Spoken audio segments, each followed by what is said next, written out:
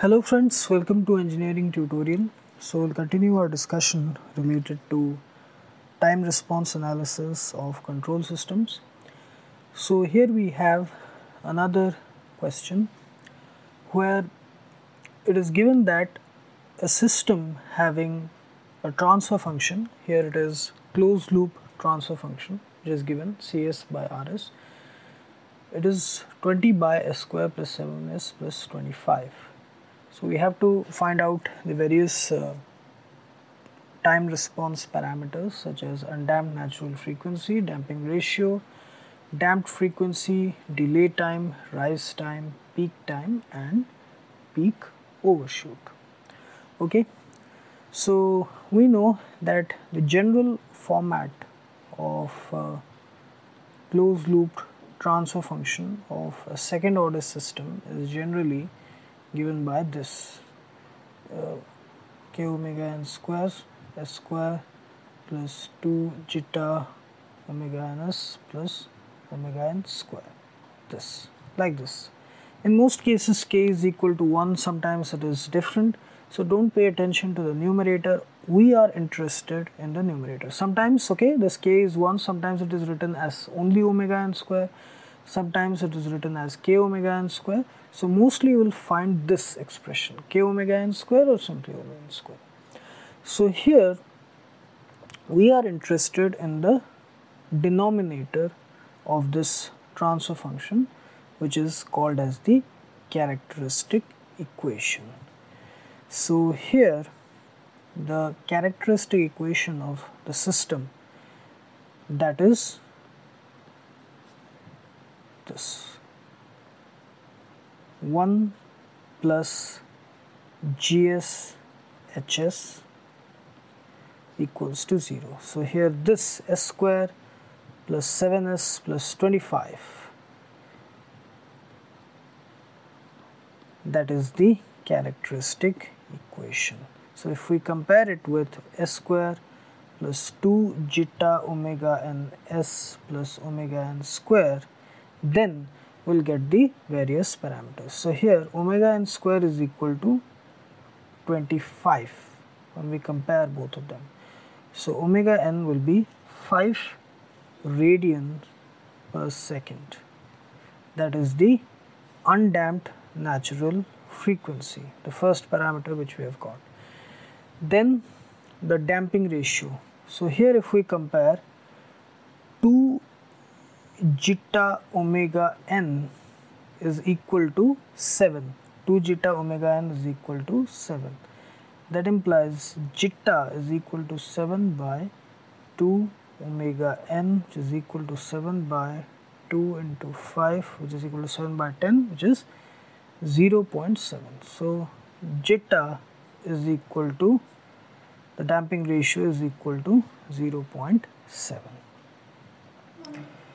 Then we have to find out the damped frequency omega d, which is equal to omega n into root over of 1 minus zeta square.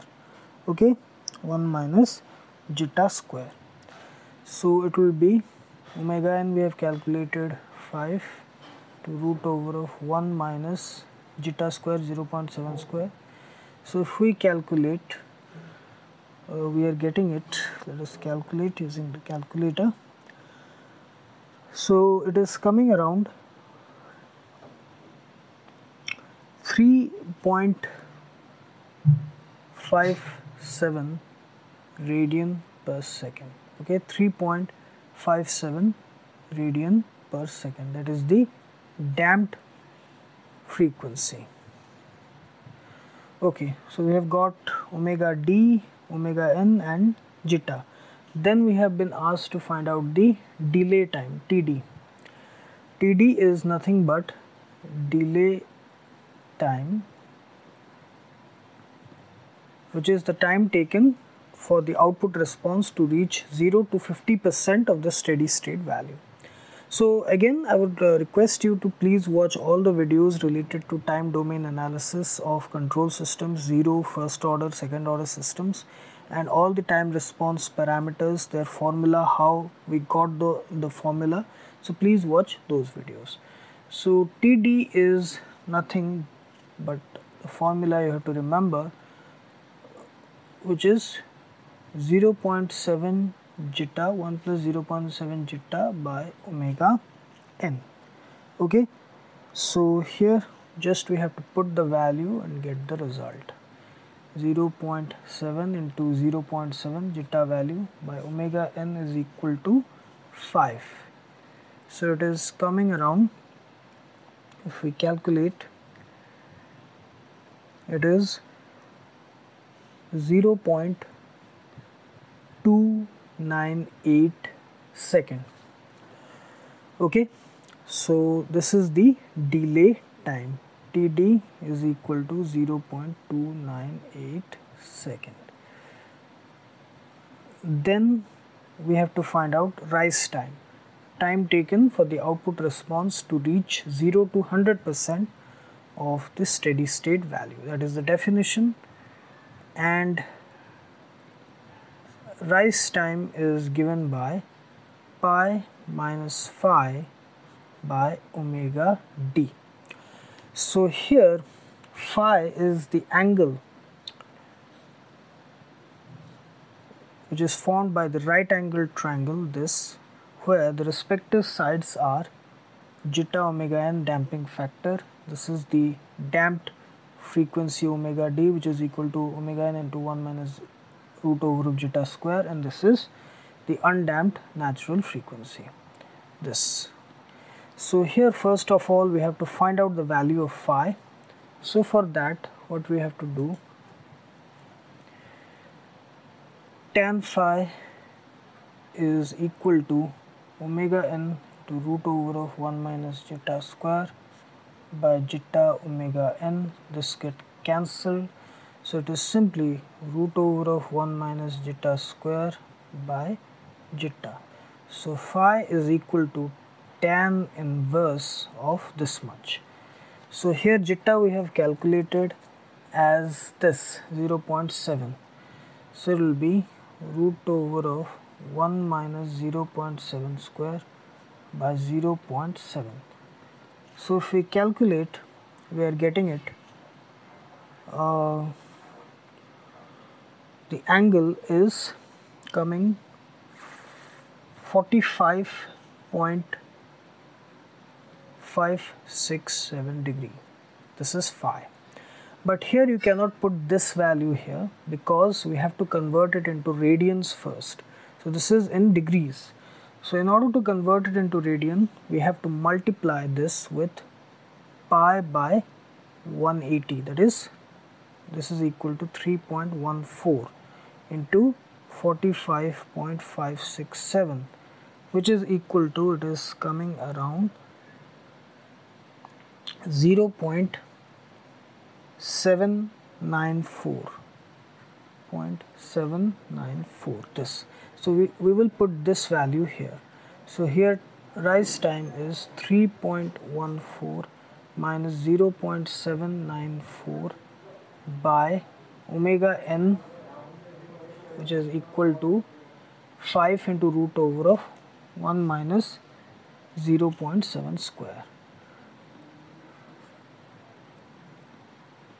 So this, the result that we are getting, that is equal to, if we calculate, it is coming around 0.657 second.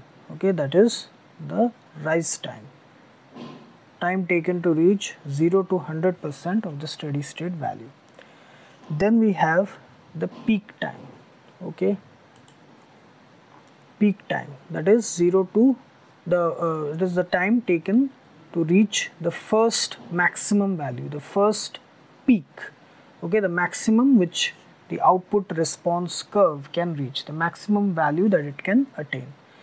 It is given by the formula pi by omega d, which is equal to 3.14 by omega n into root over of 1 minus jitta square. So it is 3.14 by omega n is equal to 5, undamped natural frequency, 1 minus 0.7 square So it is coming around,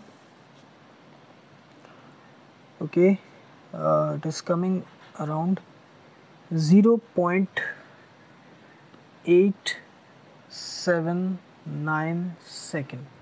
Okay, this is the value of peak time, TP, peak time. The next parameter is the peak overshoot, MP. Okay, so we have to calculate the peak overshoot value. Okay, so we know peak overshoot calculated in terms of percentage, MP, is equal to e to the power minus pi zeta by root over of 1 minus zeta square into 100, which is equal to e to the power minus 3.14 into 0.7 by root over of 1 minus 0.7 square into 100, which is equal to it is coming around 0.04606 into 100, which is equal to 4.6%. Okay, this much, almost 4.6%. That is the peak overshoot value. Okay, this much.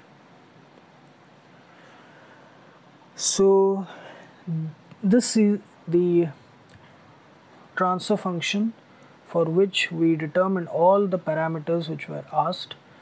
Okay, the damping ratio, undamped natural frequency, damped frequency, delay time, rise time, peak overshoot, like that. So all about this time response analysis is remembering the basic concepts, the formula, how to get the different values, and then it's all about putting the values in the formula and get the result. Okay.